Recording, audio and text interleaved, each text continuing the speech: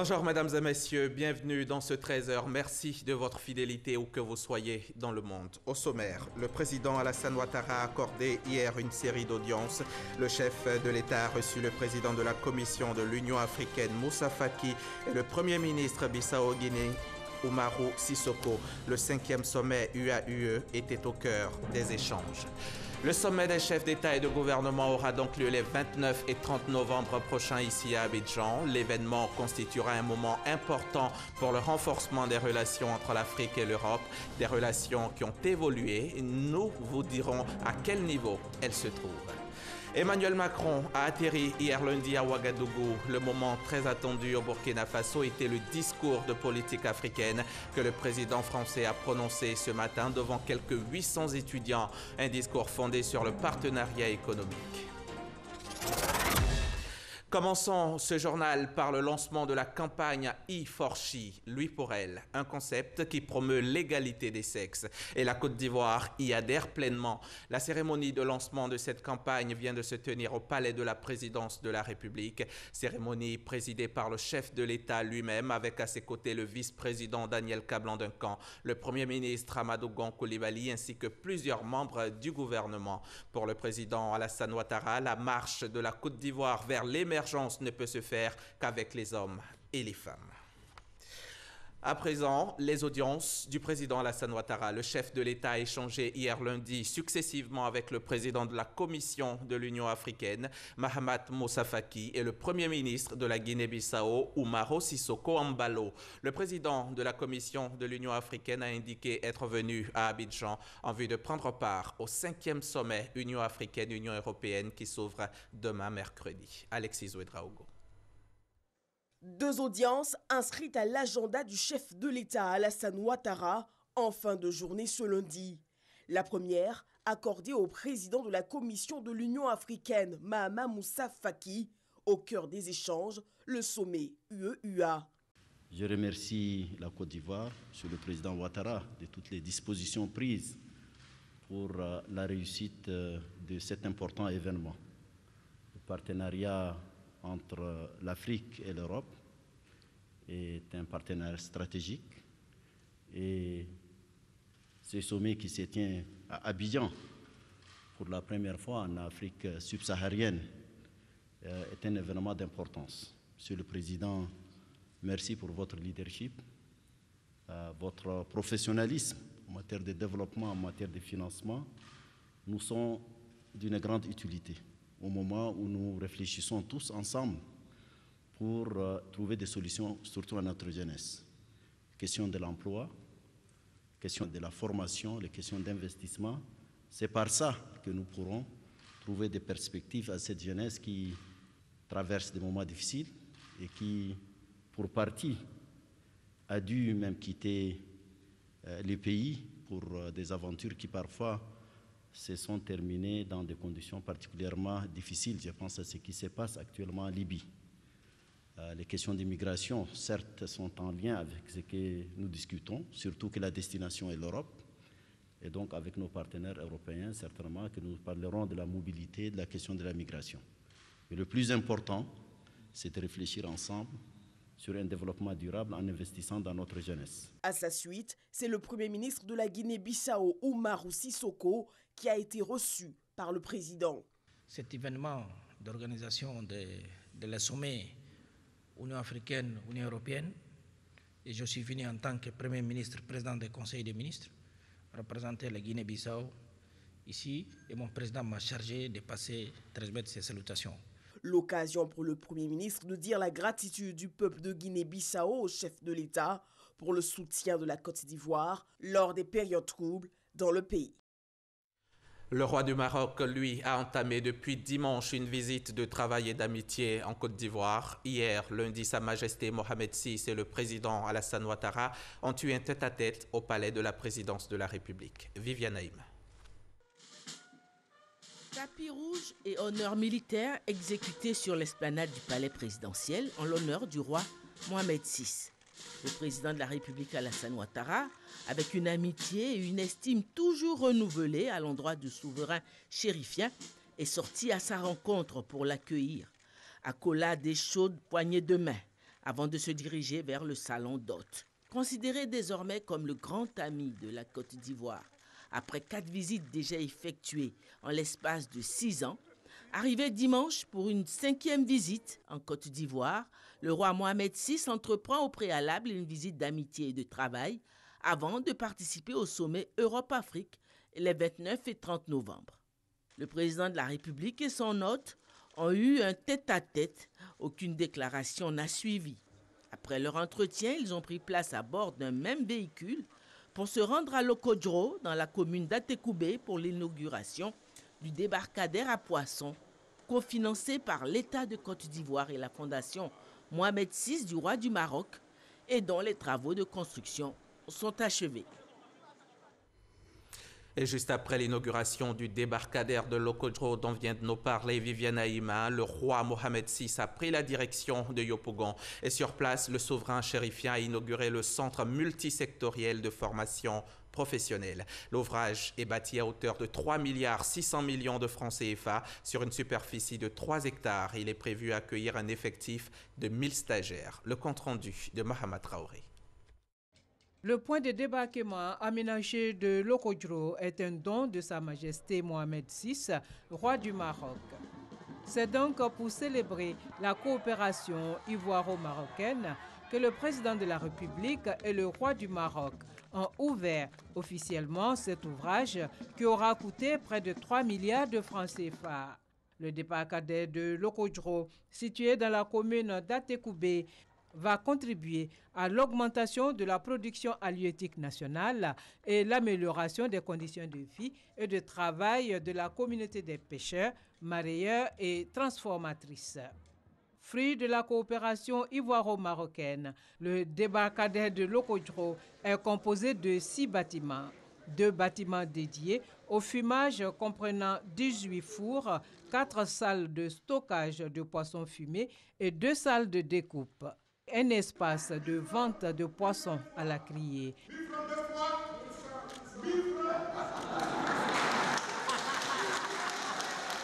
Cet ouvrage accueille également une salle de stockage de caisses de poissons, une salle de vente de poissons frais au détail. Enfin, un bâtiment social comprenant une salle polyvalente, une antenne médicale et une garderie d'enfants. Nous venons d'inaugurer le débarcadère qui porte le prestigieux nom de Sa Majesté le roi Mohamed VI, que Dieu l'assiste. Et à ses côtés, il y a son Excellence, Monsieur le Président de la République de Côte d'Ivoire. Les populations, à la fin donc de cette visite, m'ont chargé de porter un grand message à Sa Majesté le roi, qui a décidé aujourd'hui de rendre autonomes nos femmes, en mettant à leur disposition des infrastructures extraordinaires qui répondent aux normes internationales. Et je crois que c'est un joyau qu'il convient de saluer avec brièveté et modestie. Face à ce que Sa Majesté a fait pour la Côte d'Ivoire, pour son frère, la parole est impuissante pour lui témoigner notre reconnaissance. Reconnaissance en retour de laquelle nous lui sommes redevables toute notre vie. Après Lokodjo, Sa Majesté Mohamed VI, roi du Maroc, a donné son accord pour la construction des débarcadères de Grand Laou et de Grand Bassam. Vous vous en êtes certainement rendu compte, il s'agissait de l'inauguration du débarcadère de Lokodjo. Nous reviendrons sur l'inauguration du centre multisectoriel de formation professionnelle de Yopougon dans nos prochains journaux. Le sommet UA-UE aura lieu, je vous le disais, les 29 et 30 novembre ici à Abidjan. La toute première fois qu'un pays de l'Afrique subsaharienne abrite ses assises. L'événement constituera un moment important pour le renforcement des relations entre l'Afrique et l'Europe. Ces relations ont-elles évolué? À quel niveau se trouvent-elles aujourd'hui? Élément de réponse dans ce document signé Serge Chek-Koné. L'Europe est le plus proche voisin de l'Afrique et son principal partenaire en ce qui concerne les investissements étrangers directs, le commerce, la sécurité, le développement et l'aide humanitaire. En clair, ce qui se passe en Afrique a des répercussions sur l'Europe et vice-versa. Ces 2 continents entretiennent depuis des décennies des relations économiques fortes dans plusieurs domaines. Au niveau du secteur agricole, entre 2007 et 2014, l'Union européenne a décaissé plus de 1925 milliards de francs CFA pour la sécurité alimentaire en Afrique.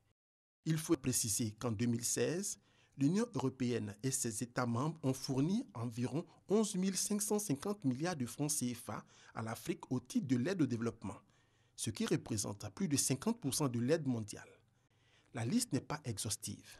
Malgré ces chiffres évocateurs de la bonne santé des relations entre l'Europe et l'Afrique, plusieurs facteurs ont quelque peu sapé les bases de cette coopération qui s'est enrhumée au fil des années. Cette relation entre l'Europe et l'Afrique est toujours influencée un peu par son passé, par des structures de dépendance, par une certaine asymétrie dans la relation entre l'Europe et l'Afrique. Et ça fait que c'est toujours très difficile d'avoir un partenariat entre égaux. La forte dépendance de l'Afrique à l'aide au développement des pays européens porte un véritable coup de grâce au principe de base de cette coopération qui se veut bilatérale. On ne peut pas parler de coopération en mettant des vocables comme l'aide.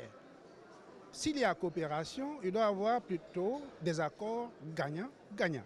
L'Europe a toujours donné l'impression qu'elle est là pour aider l'Afrique. C'est un discours qui ne tient plus et qui ne tient pas parce que l'Europe a des intérêts, évidemment. La nécessité de l'existence d'un partenariat d'égal à égal qui fera définitivement sauter le verrou du rapport bailleur-bénéficiaire est souhaitée par toutes les parties afin de renforcer la coopération Europe-Afrique menacée par une forte montée en puissance de la Chine. On sent qu'avec les autres acteurs qui se sont très intéressés, fortement intéressés dans l'Afrique, bon, il y a la Chine, il y a l'Inde, il y a l'Amérique latine, le Brésil, la Turquie, le monde arabe et autres, ça donne certainement plus de poids à l'Afrique parce que pour la première fois dans son histoire, l'Afrique a des choix. Une approche dans la diversification des partenaires de l'Afrique qui va certainement redéfinir les sillons de la coopération Europe-Afrique qui tente à se fragiliser suite aux récents bouleversements vécus en Europe avec le départ de la Grande-Bretagne, l'un des membres les plus influents et les plus riches d'Europe. En attendant le sommet qui s'ouvre demain, le premier forum Afrique-Europe des gouvernants locaux et régionaux a eu lieu hier, ici même à Abidjan. Il s'agit pour les élus venus des continents africains et européens de réfléchir sur la redéfinition du partenariat Nord-Sud afin que l'action des collectivités soit réellement prise en compte par les pouvoirs centraux. À l'issue de leurs travaux, ils ont produit une déclaration qui sera lue lors du sommet des chefs d'État et de gouvernement. Franck Quadio. La redéfinition des orientations stratégiques du partenariat Union africaine-Union européenne pour les années à venir au cœur de cette rencontre des gouvernements locaux et régionaux des États membres de l'Union africaine et européenne à Abidjan. Le premier forum Afrique-Europe, cette initiative de cités et gouvernements locaux d'Europe et d'Afrique soutenue par la Côte d'Ivoire, a son sens. La prise de conscience que nous avons les mêmes préoccupations est déjà un élément important et qui nous rassemble. Tout se passe dans les territoires. Donc ce forum a un enjeu très important. Il s'agit pour les collectivités territoriales européennes et africaines de parler d'une seule voix.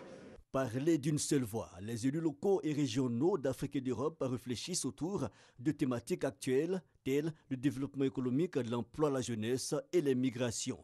Mais surtout, ils veulent marquer l'importance de l'autorité décentralisée dans tout processus de développement. Il n'y a pas si longtemps, les gouvernements locaux et régionaux étaient considérés comme des acteurs non étatiques et assimilés à des organisations non gouvernementales. Grâce au travail patient de pédagogie que certains d'entre vous ont mené, les instances de l'Union africaine que de l'Union européenne ont fini par reconnaître les gouvernements locaux et régionaux comme des pouvoirs publics. D'où l'importance de réévaluer le cadre de collaboration. Les travaux à cet effet ont produit en fin de matinée une déclaration. La substance est présentée lors d'un point presse. En 2050, le plus grand pôle humain au monde sera africain. L'Europe est la zone la plus riche au monde aujourd'hui. Quel potentiel le partenariat Europe-Afrique peut porter si ce partenariat était le résultat d'un dialogue fructueux regardant dans la même direction.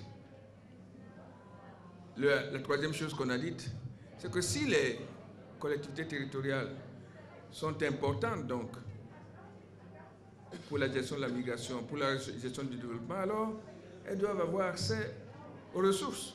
La déclaration, celle d'Abidjan, sera officiellement présentée lors du sommet des chefs d'État et de gouvernement des 29 et 30 novembre. Et déjà, le document est remis au président de la République Alassane Ouattara par l'intermédiaire du ministre de l'Intérieur et de la Sécurité, Issa Diakité, représentant à la cérémonie de clôture le Premier ministre Amadou Gon Coulibaly.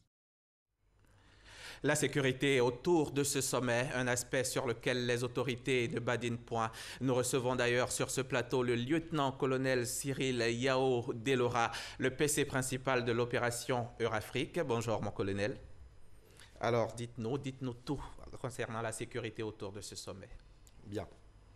Dans le cadre du sommet Union européenne-Union africaine, qui se tient demain mercredi 29 et jeudi 30 novembre ici à Abidjan, les forces de sécurité et de défense de Côte d'Ivoire ont élaboré un plan de sécurisation dont l'objectif, bien évidemment, est de garantir le bon déroulement de ce rendez-vous international.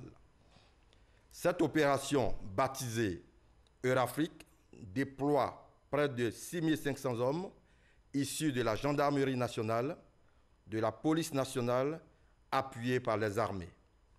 L'opération a débuté le vendredi 24 novembre dernier et s'achève le 1er décembre 2017 prochain.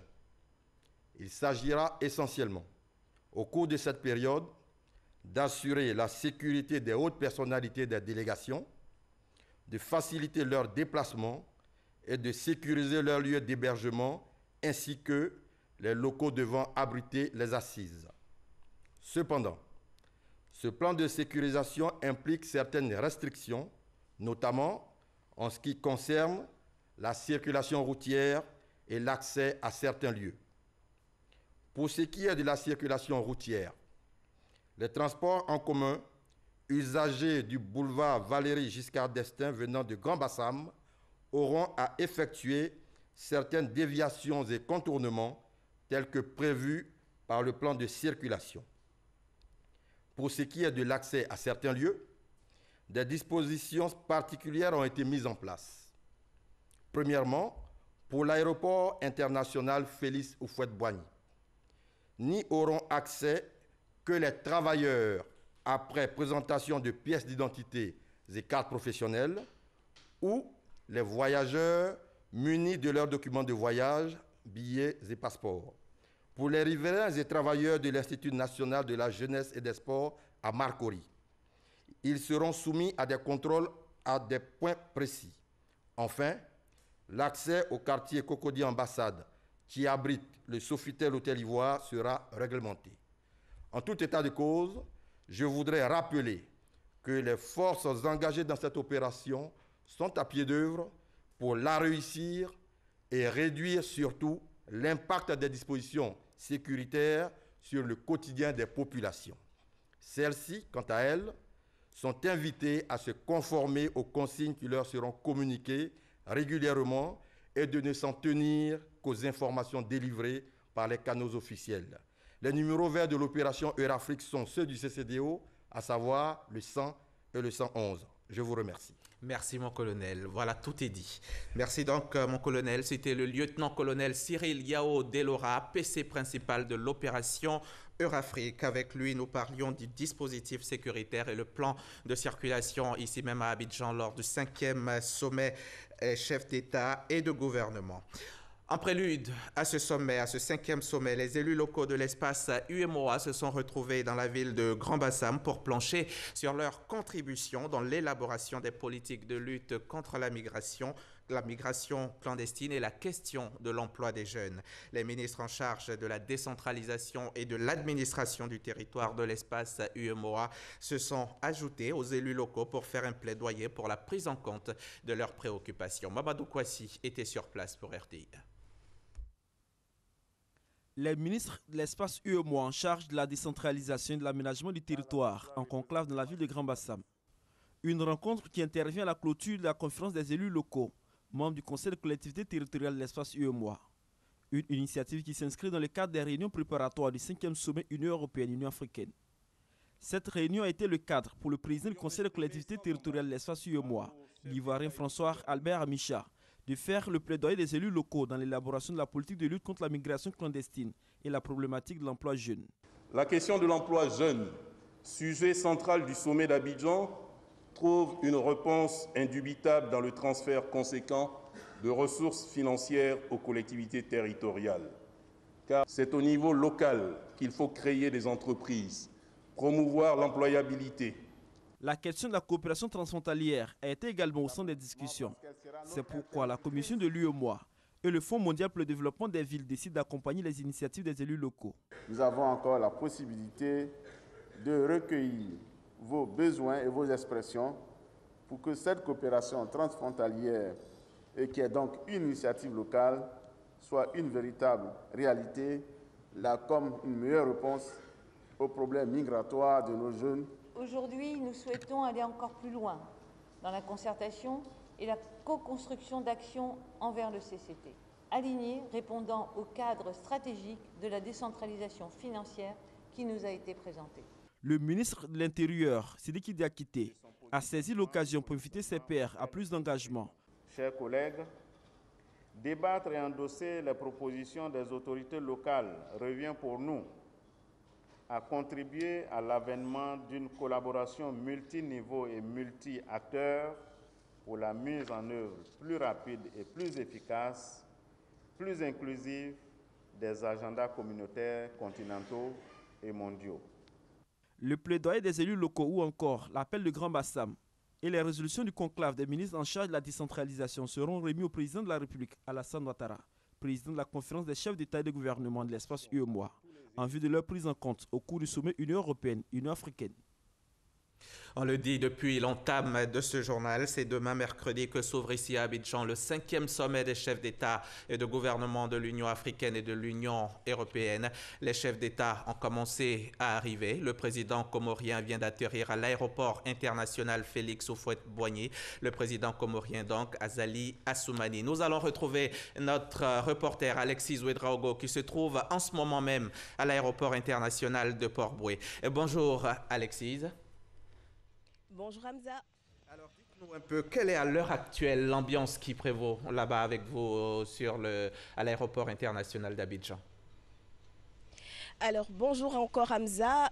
Abidjan, on peut le dire, capitale de l'Union africaine mais aussi de l'Union européenne depuis le début de cette semaine, en prélude à l'ouverture demain du forum UE-UA, la ville est en ébullition. Ici, à l'aéroport Félix Houphouët-Boigny, le ballet des arrivées des chefs d'État et de gouvernement se poursuit après l'arrivée hier du roi du Maroc. Sous le coup de 11h25, c'est le président Azali Assoumani, vous l'avez dit, des Comores, qui a été accueilli par le chef de l'État, Alassane Ouattara, son épouse, le vice-président Daniel Kablan-Duncan, ainsi que plusieurs membres du gouvernement ivoirien. Il faut noter que quelques 84 délégations de gouvernement et d'État sont attendues pour ce haut sommet. On s'attend à beaucoup de chefs d'État et de gouvernement, 83 au total. Mais dites-nous, est-ce que l'aéroport international d'Abidjan est capable d'accueillir tout ce monde? Bien sûr, pour l'accueil, aucun problème. L'aéroport Félix Houphouët-Boigny d'Abidjan est à mesure d'accueillir ses invités. Là, le problème se pose au niveau du stationnement. Pour régler cette problématique, eh bien, les aéroports de l'intérieur du pays et des pays limitrophes tels que le Ghana, le Burkina Faso, le Mali serviront de base arrière pour le stationnement des aéronefs des différentes délégations, histoire de pouvoir venir récupérer les invités au terme du sommet. D'accord, je le disais à l'instant, le président comorien a atterri à l'aéroport d'Abidjan, Alexis. Alors dites-nous, quels sont les autres chefs d'État qui sont attendus? Quel est le programme de la journée? Eh bien, après le président comorien, on a reçu le chef de l'État tunisien. Cet après-midi sont annoncés Dans le programme toujours très intense, ils accueillent le président de l'Union africaine, le président de la Guinée, Alpha Condé, le président camerounais, Paul Biya, le président du Tchad, Idriss Déby Itno, celui du Nigeria, Mohamed Bouhari, Obiang Nguema de la Guinée-Bissau et pour finir, en fin de journée, Nana Akufo-Addo du Ghana. Un nom aussi qui est bien annoncé, c'est celui d'Emmanuel Macron, le président français qui se trouve présentement au Burkina Faso. Lui est attendu pour la journée de demain à Abidjan. Merci à vous Alexis Ouedraogo pour toutes ces précisions. Retour ici dans ce plateau sur les 1,2 milliard d'Africains, 580 millions de personnes n'ont toujours pas accès à l'électricité. Et face à ce défi majeur, différentes actions sont mises en place à l'échelle continentale. À l'initiative du think tank Africa Maono, le ministre du pétrole, de l'énergie et du développement des énergies renouvelables Thierry Tano a animé un panel sur le thème « Les enjeux énergétiques en Afrique ». Il préconise une politique plus ardue, notamment en matière de financement du secteur. Lanside Bakayoko. Assurer un accès universel aux services énergétiques modernes, doubler la part des énergies renouvelables dans le mix énergétique global. Ce sont quelques préalables au développement socio-économique de l'Afrique. Pourtant, le continent est encore bien loin, selon le ministre Thierry Tano. Quand on parle de la situation énergétique et qu'on regarde un petit peu l'Afrique, on peut se dire que la situation énergétique, elle n'est pas complètement reluisante. On a des accès aux services énergétiques qui sont insuffisants, une consommation d'énergie qui est parmi la plus faible au monde. Dans nos villages, les gens ont encore ces lampes tempête avec le pétrole lampant, qui ont également accès au bois comme source d'énergie, d'ailleurs, qui a un impact sur l'environnement et la déforestation, d'ailleurs. Dans cette Afrique déterminée à atteindre son niveau de développement, il s'agit aujourd'hui de démanteler tous les goulots d'étranglement qui provoquent les coupures électriques. Des coupures électriques qui rendent difficile l'éclairage, réduisent la durée du travail et retardent l'utilisation des TIC.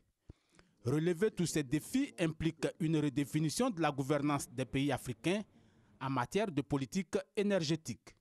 Le potentiel hydroélectrique de l'Afrique est estimé à 250 gigawatts.